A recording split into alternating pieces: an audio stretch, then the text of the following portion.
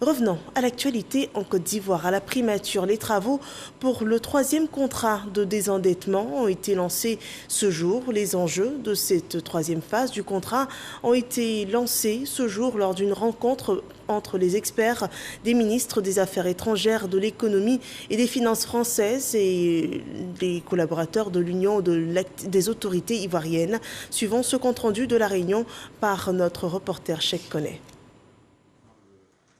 Jamais 203. Cette expression populaire colle bien à la mission d'instruction et de validation du 3e round du contrat de désendettement CDD, portant sur une enveloppe de 751 milliards de francs CFA. Durant 4 jours de travaux, ensemble, la délégation conjointe des ministères des Affaires étrangères et de l'économie et des finances françaises, ainsi que les ministères techniques du gouvernement ivoirien, vont passer en revue les secteurs prioritaires et les enveloppes budgétaires afférentes à prendre en compte dans ce 3e CDD.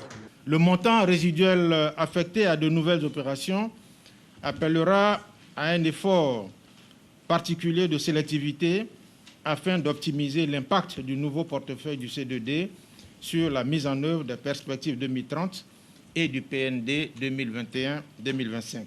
Le CDD consiste en la reconversion de la dette remboursée en subvention pour des projets de développement en Côte d'Ivoire. Ces projets sont choisis d'un commun accord entre la Côte d'Ivoire et la France. Pour son dernier round, le mode opératoire reste le même.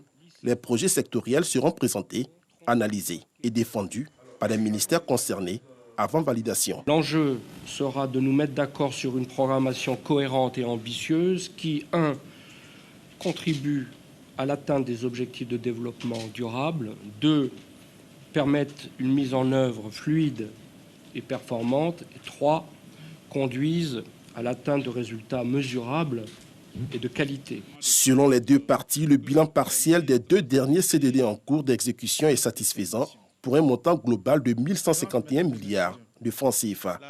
Plusieurs secteurs dont l'éducation, la santé et l'agriculture ont bénéficié de nombreuses réalisations.